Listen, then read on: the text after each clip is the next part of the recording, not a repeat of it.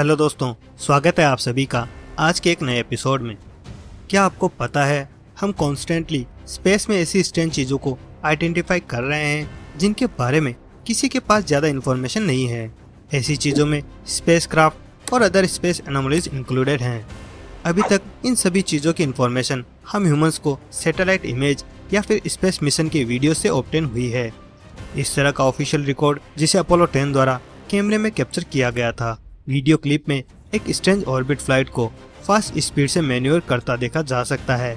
Now next clip जिसे shuttle mission STS-115 को बताया जाता है। इस क्लिप में हम एक फ्लाइंग ऑब्जेक्ट को देख सकते हैं जो वीडियो फ्रेम में तब दिखाई देता है जब स्पेस शटल के एक्सटर्नल टैंक स्पेसक्राफ्ट से सेपरेट हो रहा था।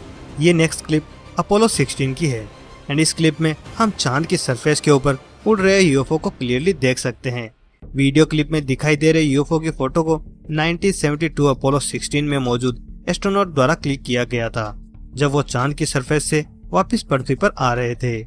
1972 में इस यूएफओ फोटो को one of the incredible photo माना गया था। 1972 में चांद की सरफेस पर दिखाई दिए इस यूएफओ को केवल 4 सेकंड के लिए ही रिकॉर्ड किया गया था, जिसका रीजन था लेस डेवलप कैमरा टेक्नोलॉजी। जब नासा से इस क्लिप और फोटो में दिखाई दे रहे यूएफओ के बारे में सवाल पूछे गए तो इस बार भी नासा ने लोगों को गुमराह करने वाला जवाब दिया और कहा कि फोटोज में दिखाई दे रहा ऑब्जेक्ट और कुछ नहीं स्पेसक्राफ्ट में लगा स्पॉटलाइट था। ऑब्वियसली इस जवाब को सुन काफी लोग सहमत नहीं थे। ये क्लिप जेमिनी 4 की रिकॉर्डिंग की है जब जेमिनी 4 अर्थ पर वापस जा रहा था, बट जिस समय जेमिनी स्पेसक्राफ्ट ऐसा कर रहा था उस समय स्पेस में कोई और स्ट्रेंज चीज जेमिनी को फॉलो कर रही थी, जिसे हम स्पेसक्राफ्ट में लगे कैमरे रिकॉर्डिंग क्लिप में देख सकते हैं। बट कुछ ही सेकंड लेटर ये ऑब्जेक्ट जेमिनी स्पेसक्राफ्ट के कैमरे की रेंज से गायब हो जाता है। एक यूएफओ एक्सपर्ट क्लेम करता है कि उन्होंने सच में उड़ रहे एक स्ट्रेंज और मिस्टीरियस चीज को डिस्कवर किया है, जिसे नासा द्वारा ली गई फोटोज में उन्होंने फाइंड किया है। इस स्ट्रेंज चीज को एटलांटिस स्पेसक्राफ्ट के पास उड़ता हुआ पाया गया था। ET डेटाबेस के एक एम्प्लॉय को ये फोटो तब मिली जब वो gateway to astronaut photography of Earth को ब्राउज कर रहे थे। इस साइट पर नासा मिशन के समय ली गई सभी फोटोज अवेलेबल हैं, बट जिस फोटो ने ET डेटाबेस के एम्प्लॉय की अटेंशन अट्रैक्ट की थी वो फोटो अटलांटिस स्पेसक्राफ्ट के STS-1B मिशन के समय ली गई थी। STS-61B अटलांटिस स्पेसक्राफ्ट द्वारा किए गए 23 मिशन का पार्ट था, जिसे 26 नवंबर 1985 के दिन लॉन्च किया गया था, जिसे लॉन्च करने का मेन मोटिव था स्पेस में पॉइंट टू पॉइंट कम्युनिकेशन को कारगर बनाना। एटलांटिस द्वारा ली गई इस फोटो में हम क्लियरली एक सर्कुलर डिश शेप ऑब्जेक्ट को देख सकते हैं। फोटो में दिख रहे ऑब्जेक्ट पर जूम करें तो हम एक परफेक्टली सर्कुलर शेप देख सकते हैं, जिसके सेंटर में एक राउंड शेप बना हुआ है जिसे हम गुंबद भी कहते हैं। प्लेनेट मार्स से रिलेटेड एनोमलीज और कॉन्स्पिरेसी के बारे में हम हमेशा सुनते रहे हैं और इसके ऊपर मैंने ऑलरेडी कई वीडियो बना दी है। इनफैक्ट मार्स के बारे में one of the most critical बात तो हम मार्स प्लेनेट के फोटो में ऑब्जर्व कर सकते हैं। मार्स प्लेनेट की अभी तक ली गई सभी ऑफिशियल फोटोज में से मार्स को सेम कलर का दिखाया गया है, बट कई एस्ट्रोनॉट थ्योरिस्ट ने ये प्रूव करने का दावा किया है कि मार्स असल में फोटो में दिखाई दे रहे कलर का बिल्कुल भी नहीं है। और ऐसी बातों को और हाईलाइट करती है मार्स पर ली गई कुछ फोटो। हम सभी जानते हैं कि हमारे सोलर सिस्टम में अर्थ से जो प्लेनेट सबसे ज्यादा सिमिलर है वो है मार्स, जिसका कारण है मंगल ग्रह और पृथ्वी के एक जैसे जियोलॉजिकल फीचर्स, जैसे कि मार्स के पोलर आइस कैप्स जो पहले के समय में पृथ्वी पर पाए जाने वाले पानी के सोर्स की तरह ही थे। बट क्या मार्स प्लेनेट पर जीवन मौजूद है या फिर ये पॉसिबल है? कंट्रोवर्सी के बाद कुछ साइंटिस्ट का बिलीव करना है कि मार्स प्लेनेट के आसपास मौजूद मेटियोर्स में एंशिएंट मटेरियल बैक्टीरिया मौजूद है, बट अभी तक ऐसा कोई सबूत नहीं मिला है जो ये कंफर्म करे कि मार्स पर पहले जीवन संभव था। मार्स ग्लोबल सोयर द्वारा ली गई इस मंगल ग्रह की फोटो को देख आपको क्या याद आता है? हालांकि ये फोटो मंगल ग्रह की है, बट देखने पर यह फोटो पृथ्वी पर मौजूद किसी डेजर्ट की तरह दिखाई देती है। एक हंगेरियन रिसर्च टीम मार्स की ली गई सभी फोटो को एनालाइज करती है और अभी के समय की फोटोज को मार्स के पहले की फोटो से कंपेयर करने के बाद इस रिसर्च टीम का कहना था कि ओल्ड फोटोज में दिखाई दे रहे ये ब्लैक डॉट्स मार्स पर मौजूद लिविंग ऑर्गेनिज्म है। जैसे हमारे प्लेनेट पर सीजन चेंज होने के कारण प्लांट और ट्रीज के पत्तों का कलर चेंज होता है, वैसे ही मार्स की फोटो में दिखाई दे रहे इन लिविंग ऑर्गेनिज्म का कलर सीजन चेंज के साथ डार्कर कलर में चेंज होने लगता था।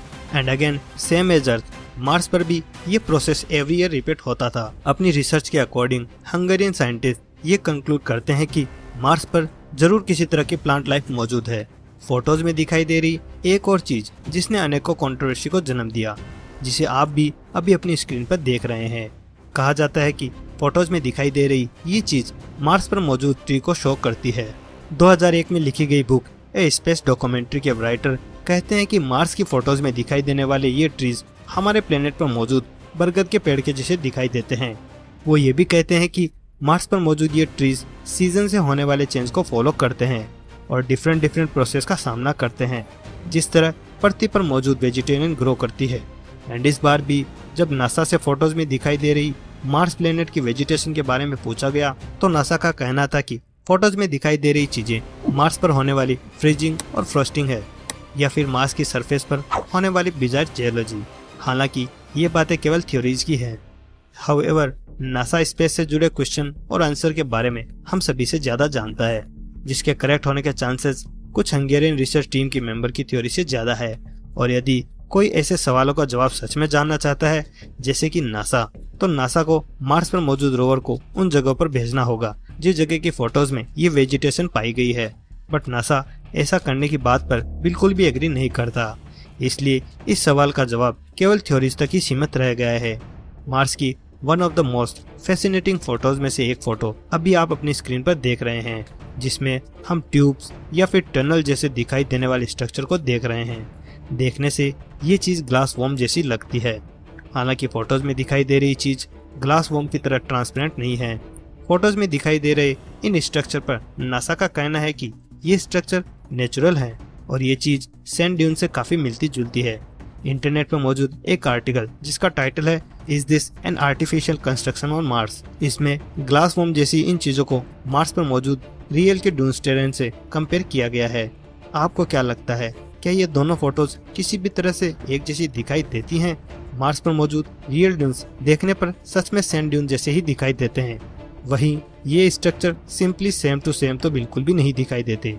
इसके कारण मार्स की सभी फोटोज में से इस स्ट्रक्चर की photo one of the most fascinating photos में से एक मानी जाती है। देखने से ये चीजें लंबी हाइट की ट्यूब जैसी हैं और इससे ही स्ट्रक्चर की दूसरी फोटो को गौर से देखने पर उनके अंदर लगी लाइट्स को भी देखा जा सकता है। इन फोटोज की रिसर्च करने वाले एक्सपर्ट मार्स पर मौजूद लाइफ की पॉसिबिलिटी की ओर इशारा करते हैं। दोस्तों, मार्स पर पाए गए ऐसे स्ट्रक्चर के बारे में आपका क्या कहना है, हमें कमेंट सेक्शन में जरूर बताएं। तो दोस्तों, ये था आज का वीडियो। आई होप कि वीडियो आपको पसंद आया होगा। अगर हाँ, तो इस वीडियो को लाइक करें, शेयर कीजिए इसे अपने फ्रेंड्स और फैमिलीज के साथ में। अगर आप हमारे चैनल पर पहली बार आए हैं तो चैनल को जरूर सब्सक्राइब करें और साथ ही साथ बेल आइकन को भी दबा दें ताकि आपको मेरे अगले आने वाले वीडियो की नोटिफिकेशन मिल सके। तो चलो यार, आज के लिए बस इतना ही। मिलते हैं अगले वीडियो में कुछ नए मिस्टीरियस फैक्ट्स के साथ।